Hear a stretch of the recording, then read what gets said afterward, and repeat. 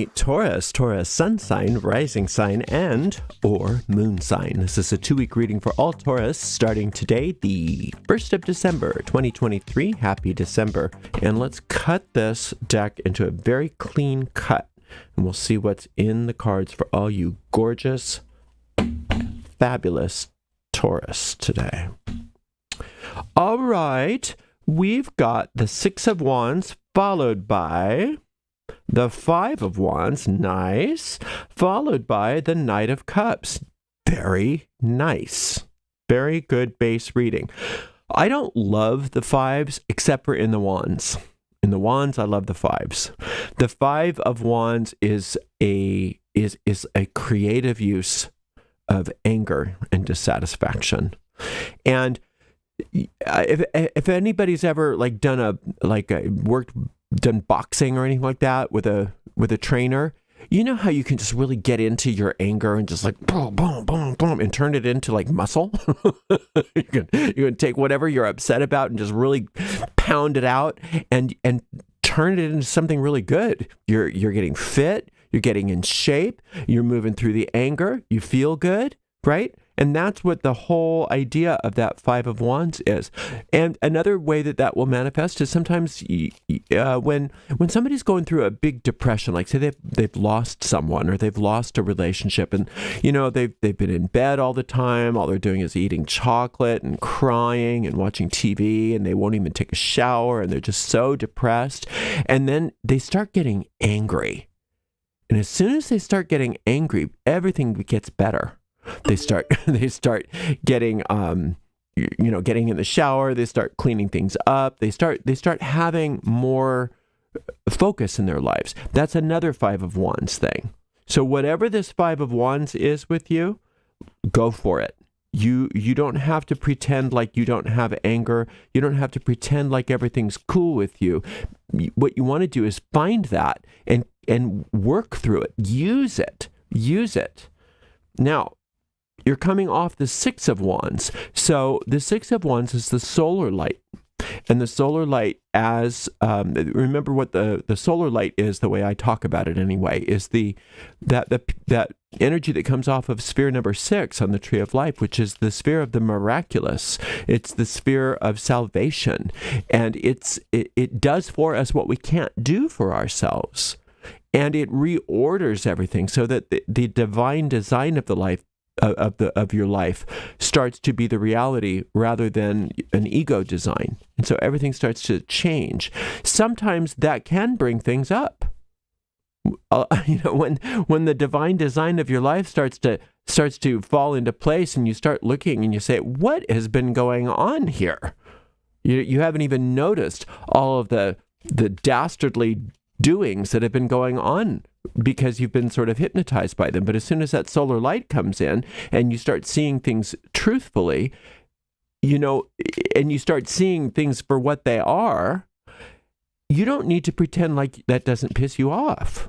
You can be really upset about that, because when the solar light takes your anger, it uses it for something amazing, because it knows that it's just a vehicle. It's just a means, not an end. It's not going to keep you there. It's going to move you through it. Now, this Knight of Cups, oh, and by the way, if you don't know anything about how to work with that solar light, I do have a couple solar light meditations, so you can learn my process of working with the solar light. It's very, very simple, super easy. Anybody can do it. It's nothing complicated. And use that. You can find those meditations all around my website, on my YouTube channel. Now, this Knight of Cups is a spiritual assistance, and it usually comes from the invisible realms. Sometimes it comes just as inspiration. Sometimes it comes as omens and things like that. So just keep your eyes and ears open, because whatever, like I said, whatever the sacred anger is bringing you someplace really great. And again, I don't want you to necessarily create the anger. I just don't want you to defend against the anger if you're feeling it. Recognize that it has its purpose right now. And if you're not feeling angry and that's not really what's coming through, that's great. You don't have to create it if it's not there. The Empress, followed by the Eight of Cups. I like a good Eight of Cups. And look at this Wheel of Fortune. This is all in service of the expansion of your good.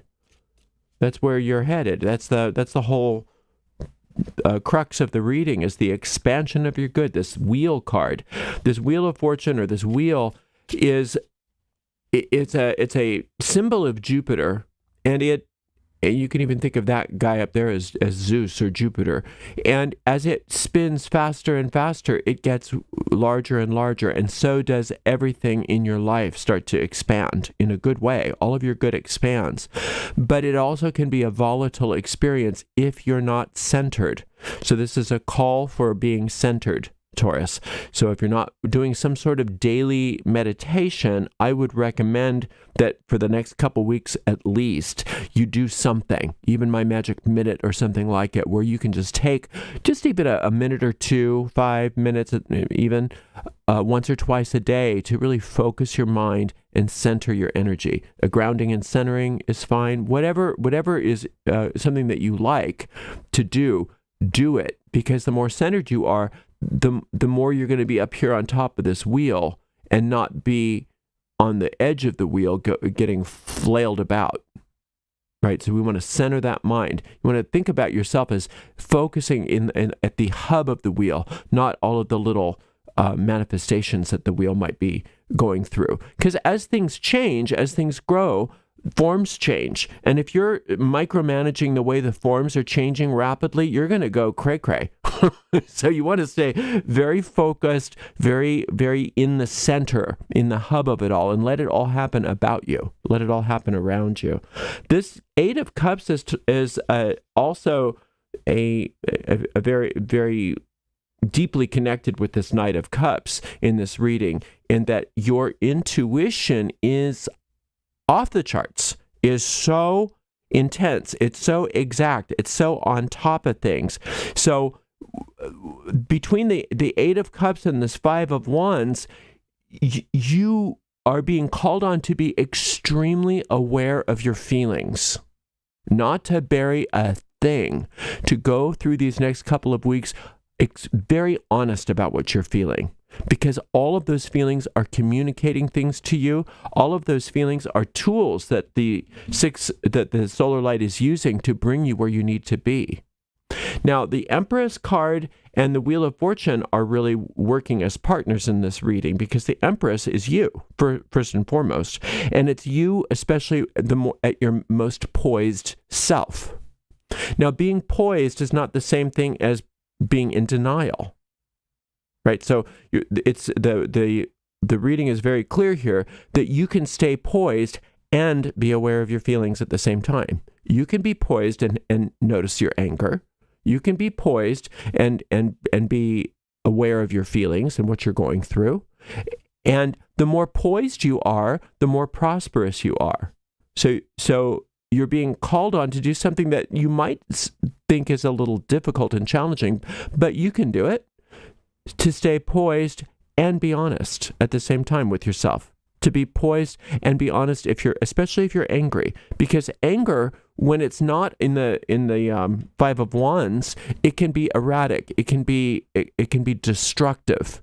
Anger can be, well, you know that you have that thing, Taurus, where it may be months and months, it may be years and years that something builds, and then when it busts, it's like days and days and days of you being a bull in a china shop. So we know the destructive power of your anger. Everybody knows it. We don't see it very often, thank goodness, but it is very much there. That's not the Five of Wands. That is not the Five of Wands. We're talking about the Empress, who is using that anger to bring you to a better place.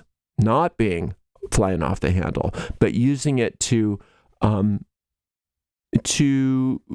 like, just like I said, like with the boxing trainer, to really move through something and really get benefit where there was no benefit, and bring you from a depressed state, even if that happens to be where you are, into something much better, and to move energy where it's stuck, right? So that you can stay centered, poised, peaceful, serene, centered, prosperous, and that prosperity is on a major expansion. Very big expansion. All right. So we have 2 trump cards in this reading, and you have 2 weeks. So if you want to listen to either of these meditations, you have some time to do that. They're not very long meditations. For the Empress card, it's called Lessons from the Goddess of Prosperity, and it's all about that poise. For the Wheel card, the Wheel of Fortune card, it's called, I think, Expanding Your Good. Yeah, it's called Expanding Your Good. And so there's 2 meditations that you may want to take a listen to if you have time to just optimize the energy of this very amazing reading. This is a glorious reading. Lots of intuition, lots of answers being revealed to you, lots of energy, using any anger that you have for positive purposes, staying poised, allowing that prosperity to expand and grow, recognizing that the 6 of Wands, that solar light, that's another meditation you can use, like I said earlier. That solar light is sort of in charge of this whole reading. It's the thing that started the whole thing off. You, at some point, whether you called it solar light or not, at some point in the recent past, you asked for help. You asked that Spirit reveal something to you. Well, you got what you asked for, and it's all extremely good. So you're doing awesome. Thank you for spending some time with me. Thank you so much to the amazing moderators joining us today and helping us out so brilliantly. That's Heather and Jennifer. And thank you, Taurus. We'll see you in 2 weeks for another reading. Blessed be.